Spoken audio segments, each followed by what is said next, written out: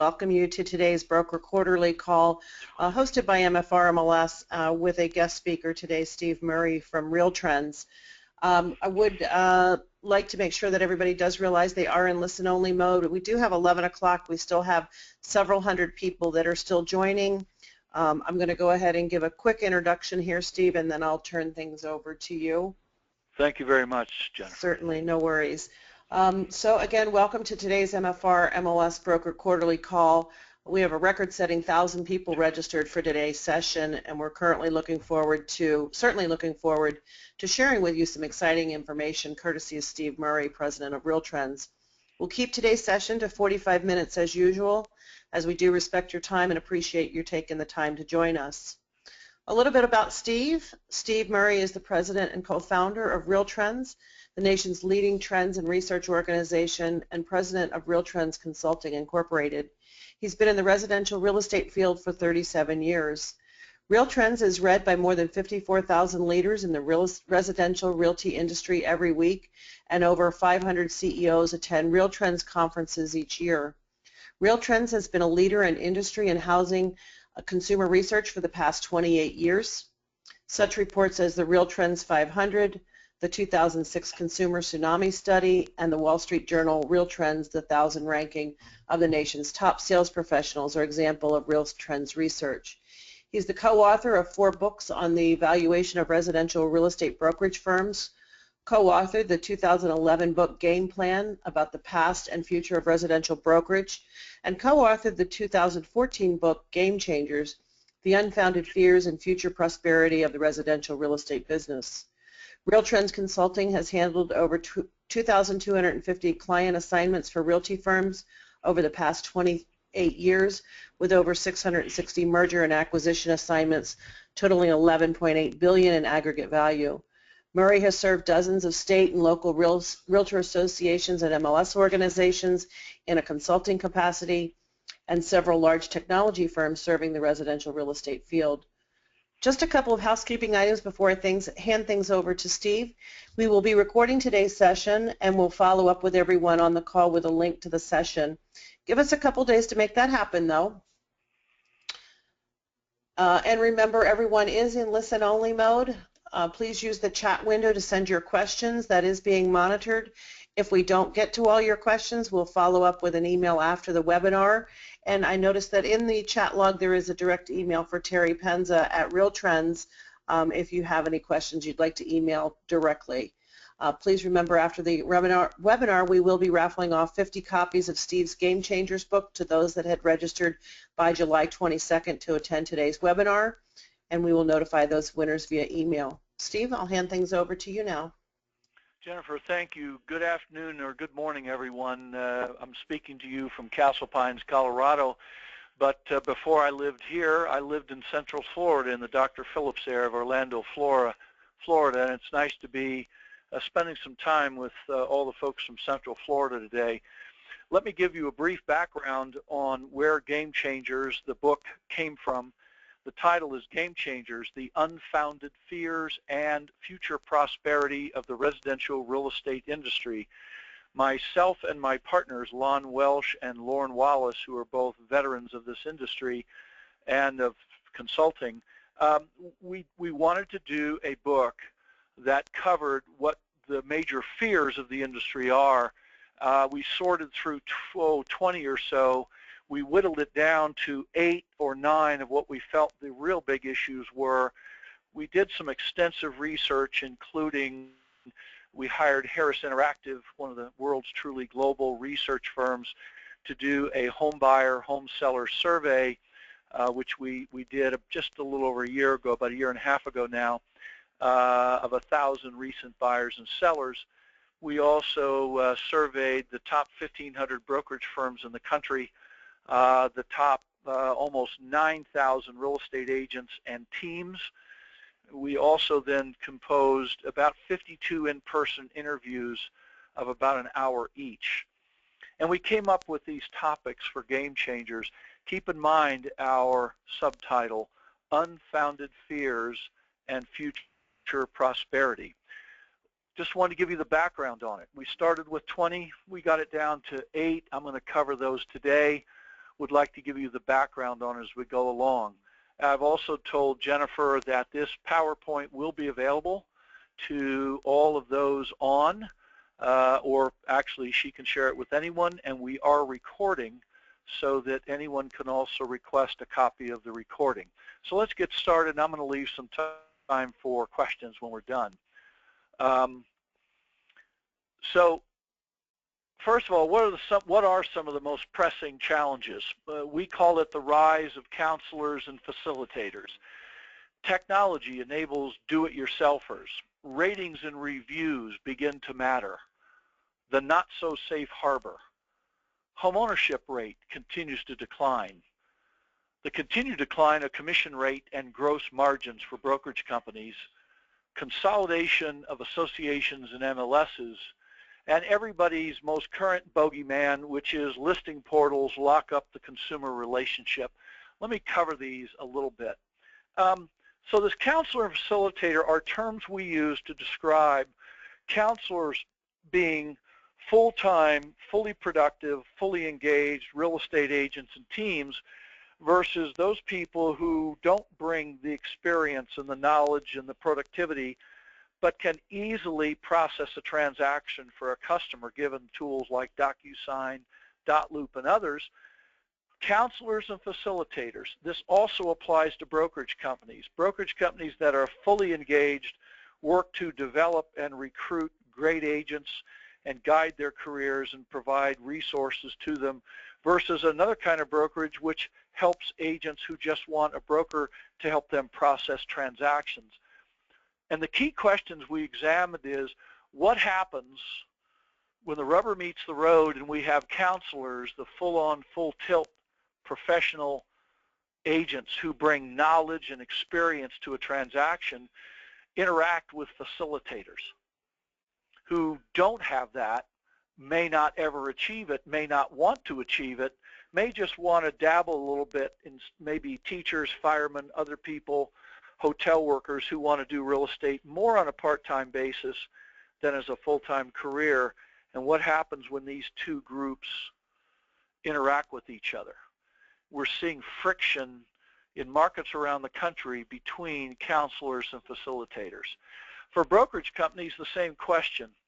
What happens when you have brokers who are facilitators and brokers who are fully invested counselors and they have to interact with each other? We think that where the rubber meets the road on this is the whole bedrock principle of cooperation and compensation, which was designed more in a time when the industry was far more homogeneous between brokers and between agents, and everybody kind of conducted their business the same way, were more or less at the same level. And we challenged the industry to say this is an issue that has to be resolved somewhere, particularly among MLSs and local associations. As we say, with paperless transactions now being the norm and most home searches taking place online, what happens if the two get married and they have significant marketing customer service associated with them is that we end up with this friction. We believe firmly this is not, we shouldn't consider this a significant threat that's going to blow our business up, but it is a challenge to brokers and agents, associations, and MLSs to recognize that we are evolving into two different kinds of organizations and two different kinds of people engaged in our industry, and that a one-size-all fits marketplace may not be the answer in the future. We don't scare much at Real Trends. We've been at this for 28, we're in our 29th year of consulting and observing trends in the industry. I have been in the industry now 38 years. It seems like every 5 to 8 years the industry invents a new bogeyman. You know, at one point it was the banks being in the business. A long, long time ago, perhaps for many of you who were in the business, when Merrill Lynch and Sears entered the business, brokers were scared to death of big capitalized companies that would wreck the brokerage business if we knew it. And then it was savings and loans, and then it's banks, and then it's the lion coming over the hill, which has now been a threat for almost 20 years, and somehow we're still here. In ratings and reviews, however, we think, first of all, we have said this publicly, we say so in the book Game Changers, there are fundamental reasons to believe that ratings and reviews are here to stay and that they are going to have a significant impact on how consumers find and select real estate agents. In our consumer study, we asked buyers and sellers who were either chose an agent because they knew one or because one was referred to them, which, by the way, is still about 2/3 of all the selections of customers of agents, roughly 2/3 through either a personal relationship or a referral. We asked them in how many percentage of the cases they used, once they got a referral or knew an agent, how frequently they would check them out online with ratings, reviews, or testimonials. As you might guess, the millennials, it was well over half. Gen X was in the high 30%, but even boomers, it was more than a quarter of the time. And when we ask the follow-up question is, when you go to buy or sell next time, will you use ratings or review sites the same, more, or less? Every age group, every demographic, every income group said that based on their experience, they would literally more fully depend on finding ratings and reviews or testimonials about agents. Okay, what are the implications? Productive agents and teams who get engaged and post the testimonials, ratings, or reviews, or engage with a company that provides these services are going to get more business versus those who don't. It's that clear to us from all of our research that agents are going to have to seek to submit themselves and their business practices to customer reviews, to ratings, and or invite testimonials from customers. Every age group indicates in the future they will use them and rely more. By the way, in almost every case, millennials, Gen X, and boomers, the ratings and reviews they encountered in many cases caused them to shift their selection of an agent. This is a very, very big area. The next one, this not so safe harbor, some of you may be aware there have been lawsuits filed at the federal level, both in Massachusetts and California, challenging the independent contractor status of agents. The Massachusetts Supreme Court did finally rule in favor of the real estate industry's current practice, but I must tell you, I've read the decision and the judgment and some summaries. It wasn't a 100% victory, and we don't expect this to just disappear. In California, there is one case that is still moving through the process.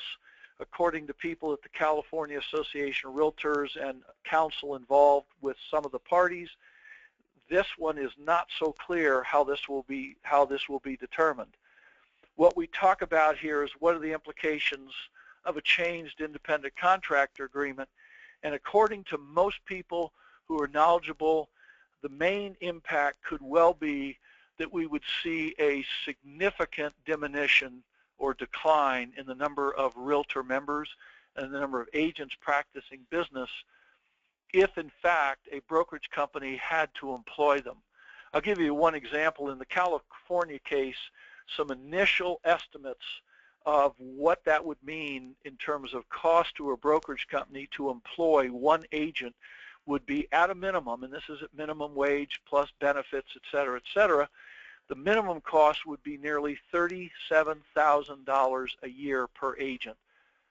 And one must ask oneself, how many agents that are only producing 1 to 5 transactions a year would a brokerage keep on their staff if at a minimum their cost was $37,000?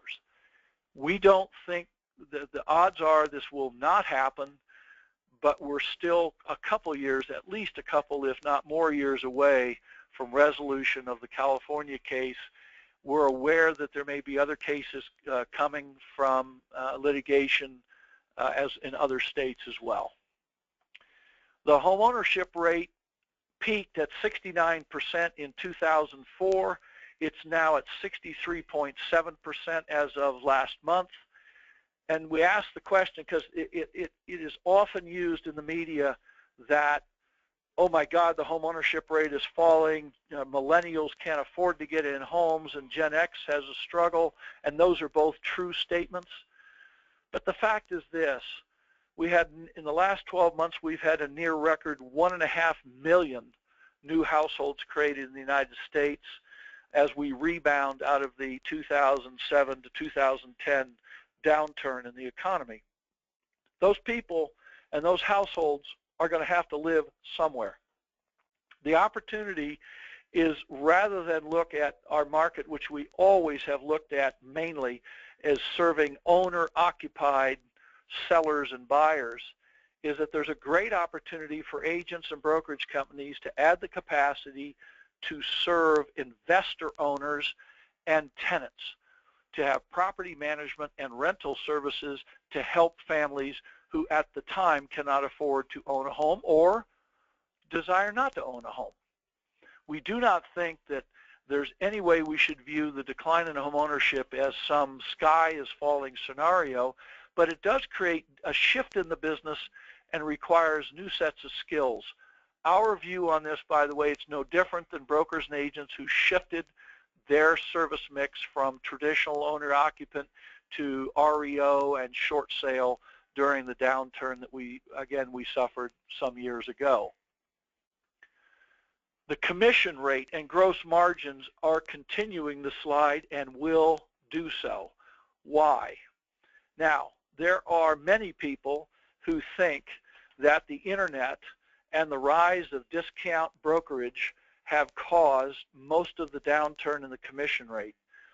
Our research, which goes back now almost 25 years since Real Trends started tracking national average commission rates, when you see national average commission rates quoted, usually it's Real Trends. In fact, many federal regulatory agencies use our data on this matter. We find rather than the internet and rather than discount brokerage, by the way, which has been with us since the late 70s with the founding of Help You Sell, here's the fact. We watched the commission rate in this country decline from 1991 to 2005, almost a straight downward slide. When the market started to turn in 2006 and inventory started to grow, we saw the rate can start to climb. And the commission rate actually rose almost 40 basis points between 2006 and 2010. It went from a national average of about 5.02 to almost 5.4. Since the recovery took hold in 11 and listing inventory has started to decline and buyer activity has picked up, we have seen the commission rate come down again. Our analysis indicates that it is the level of inventory relative to the number of real estate practitioners that has the biggest impact on the commission rate. That is, in a tight or tighter market today, Denver, Colorado, I think, for instance, we have less than 60 days inventory. In a lot of key areas, less than 30 days of inventory. The commission rate has come down significantly for this reason. When there are more agents coming in the business, which we're seeing again all over the country, and fewer listings, you have an abundance of agents chasing scarce listings, and it is competition between agents, traditional agents who compete, among other things, on the basis of the price of the service that is the biggest contributor to the downward pressure on commission rates. As far as gross margin for brokers, again, we've been measuring this since the early 1990s, and here's the fact. That has been coming down for 25 years. The gross margin or company revenue margin is the amount of money a broker has after the agents have been paid. That number has declined. If you go back to the early 90s, Nationally, it was in the mid-30s. Today, on a national level, it's in the low 20s. Again, why is this happening? It has nothing to do with the internet. It has to do with brokers competing for productive agents. We can go back 40 years and blame RE/MAX for this, but the truth is there's all kinds of participants in the marketplace that compete to recruit agents on the basis of the compensation plans they offer the agents. And productive agents particularly in a position to negotiate more favorable deals. Add that to the fact that in most markets in the country, on the listing side now, we are truly approaching the 20%, 80% rule, 20% of the agents doing 80% of the business on the listing side. That's going to continue to cause the gross margin for brokers to decline. But let me give you some solace in this. In Canada, the average commission rate is a half a point lower than it is in the U.S. today. And the gross margin is 5 to 6 points lower in Canada than it is in the U.S. today.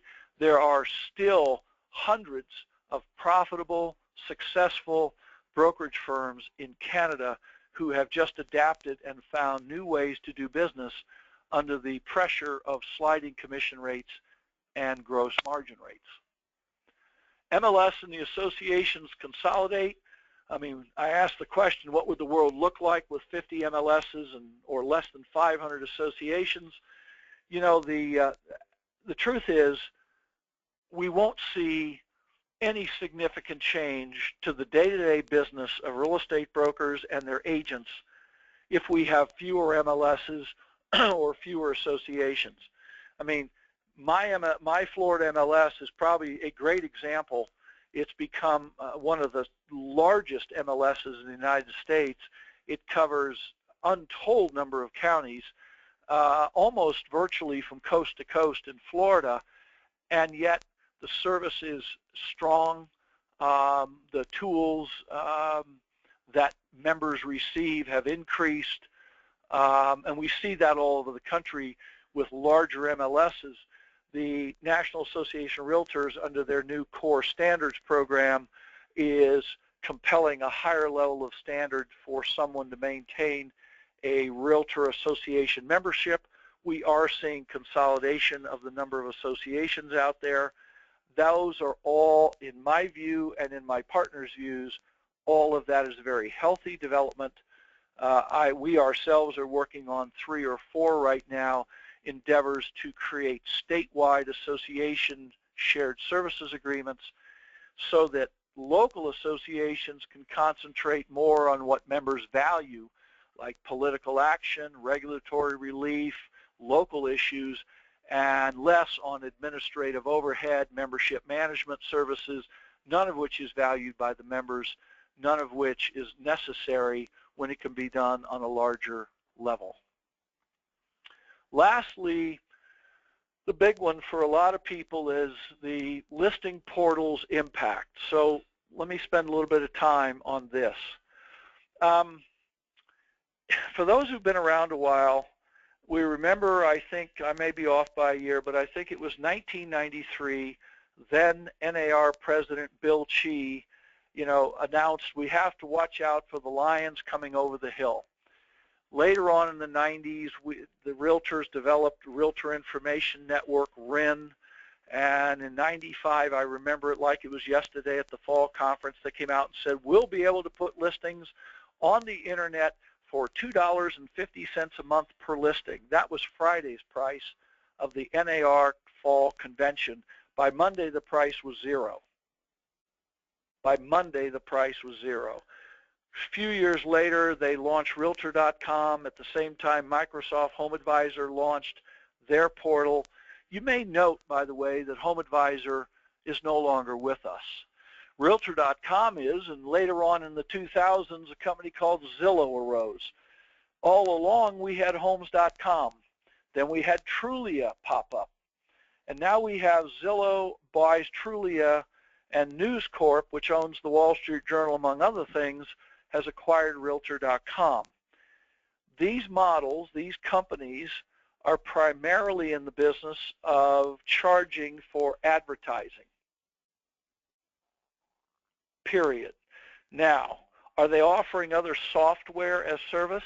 They always have. And as we saw last week from the announcement that Zillow is buying Dotloop, they are looking to extend their software offerings to agents and brokerage firms, primarily agents, frankly. But this is not new. I mean, Realtor.com and Trulia both had lead management, CRM systems. Top Producer is a good example. Contact management. This is not a new development, but primarily they are advertising, and in many cases one can construe that they replace classified advertising in newspapers, where we used to spend half of all ad dollars in this industry on what every broker at the time knew was a waste of money. The internet, Zillow, Trulia, Realtor.com, Homes.com, are dominant. Between the three of them, they control nearly half of all internet traffic associated with real estate searches. But as we are apt to point out, that's still half the traffic is elsewhere.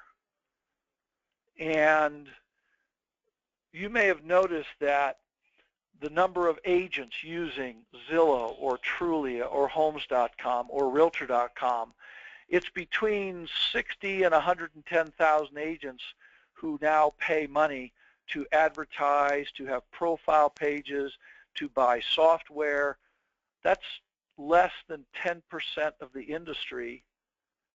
And the turnover among those customers is, in some cases, between 2 to 3% per month compounded. The fear of these guys always has been that they're going to disintermediate the relationship with consumers, and they're going to take over the business. And many other people have said, well, the portals, they won't be satisfied with doing that. They're going to get in the brokerage business. And I would share this.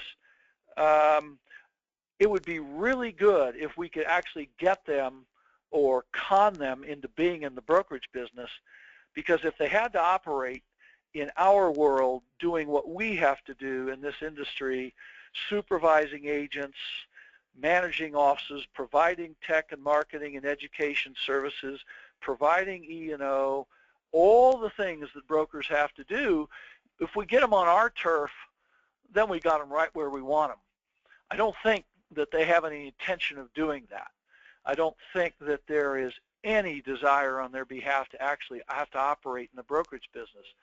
They are providers of advertising reach to consumers, and in some cases they're now offering software services. Do we think that the listing portals take over the business? Let me put this in perspective lastly on this topic. The industry in 2015 will likely generate between 64 and 67 billion, that's with a B, $billion of residential gross commissions. The revenues of Zillow and Trulia and Realtor.com are well smaller than $1 billion total. So, and by the way, you may note if you do the research that none of them are making any money to speak of at this time. The fact is that we know, and we at RealTrends, we provide technology and marketing services to brokerages to help brokers know, how do I compete online? How do I grab bigger shares of traffic, online real estate searches? How do I convert those searches to more business for my company and my agents? We know from our own work with our own clients all over the country that we can double or triple the real estate search results for brokers so that they're every bit as competitive online for customers as Zillow, Trulia, Realtor.com, or Homes.com if a broker is willing to invest a little bit of money and have a system for generating leads and following up on them. We think, at this time at least, there is absolutely no reason for people to get their knickers in a twist worrying about Zillow, Trulia, Realtor.com, and Homes.com. Now, one last word about this whole topic of game changers. In virtually every area, there's strong evidence that the changes outlined are going to occur, some faster and with more impact than others. And there's no evidence of a tsunami. I do make the point, though, that then again, who can predict tsunamis? For those of us who've been around a while, I can guarantee you this. In the fall of 2005, when the market started to turn down in most markets in the U.S., the chief economist of the National Association of Realtors, the mortgage bankers, the home builders, Fannie Mae, Freddie Mac, the Federal Reserve, the Treasury Department, I could keep going. None of them, supposedly the best and the brightest in the housing markets and financial markets, none of them foretold what was going to happen in 07 and 08 to the housing market. I think if we have issues in our industry, it won't be from many of these things that we've addressed today. At the edges, at the margins of our business, yes, of course, and some will be a little bit uncomfortable for people who operate whatever brokerage company or model or brand you operate. Yes, it's going to get harder to make money. Yes, you're going to have pressure in a number of areas. Other than an economic tsunami is where I'm going, we do not see anything in all of our research that says the fundamentals of brokerage and agency and the desire of consumers to use agents is not at risk. Let me share just one or two other details from our consumer research. We hired Harris Interactive in 2001 to do a consumer study. We used Harris Interactive again last year, 14 years later. We asked the same questions. We had the same demographics. One of the key questions we asked was, what % of buyers and sellers used an agent to buy or sell a home? The answer in 2001 was 81%. The answer in 2014, believe it or not, was 81.2%. Given everything that's happened in the last 14, 15 years in this economy and to housing, would anybody have predicted that with the rise of the internet, the recession, the tightening of mortgage qualifications, everything that's happened, the rise of discount online brokerage, how many people would have said the % of people using an agent to buy or sell a home would be the same today as it was 15 years ago?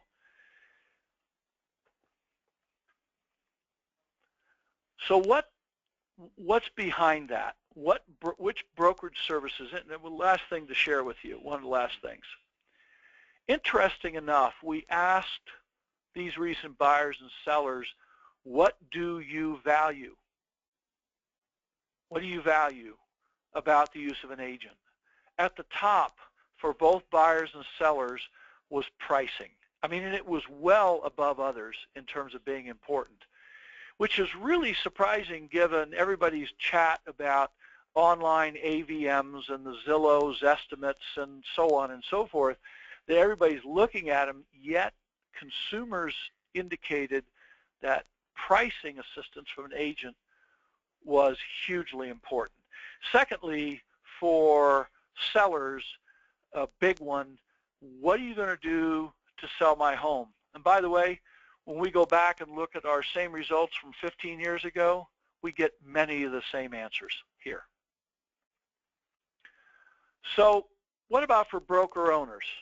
With all the things we've addressed and all the things going on, what are the key issues? And we did all the research with brokers around the country, all different kinds of brokers, different business models, different brands, different regions. The number one issue was recruiting and retention, which I can assure you, having been a consultant to brokers for over 28 years, if we go back 28 years ago, recruiting and retention was the number one issue for brokers back then. Number two, obviously, and we've addressed some of it, on commission splits and the gross margin and the pressure to have to lower costs and find more efficient ways to do business is a challenge for brokers that has been with us for at least 40 years, and it will always be with us. So that, Jennifer, that ends my formal presentation. Let's go and see if we have any questions that people would like to ask. Okay, if you have any questions, if you could please raise your hand. Do we have the, Terry, do we have the raise your hand feature working here in GoToWebinar today? We also have the chat log down there so that we can then unmute you so that we can ensure that your questions are answered directly by Steve.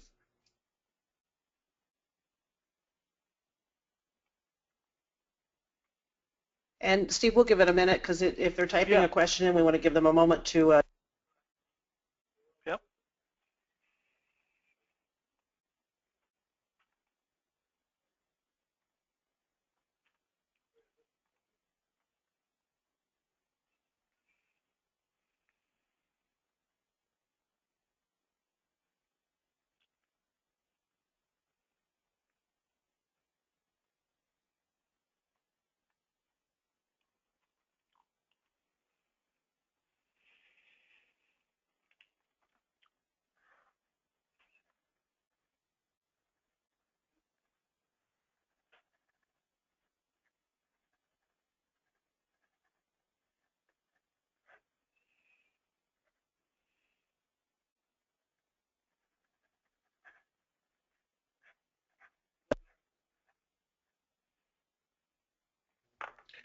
Wow, I can't believe that was such a great presentation, Steve, and I'm still not seeing any questions. I do want to make sure that we give everybody an opportunity, though, to ask any questions that they may have, because that was certainly some great information and great relevant, I think, and timely information that you've shared with us.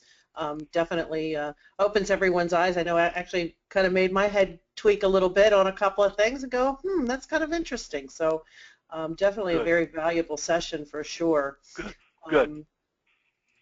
I am not seeing any questions here, and I see that people are starting to drop off. So with that being said, again, thank you everyone for joining us on today's Broker Quarterly call. Our next call will be in 3 months. We'll make sure that we get you the notices out in adequate time to register. As Steve said, if you want the copy of the presentation today, we'll make that available to you. We'll make the recording available. My email address is Jennifer, that's JENNIFER KERSTING at MFRMLS.com. And Steve, again, thank you so much for a fabulous presentation today. We really appreciate the information, and working with you has definitely been a pleasure with you and your team. So thank you very so kindly. much.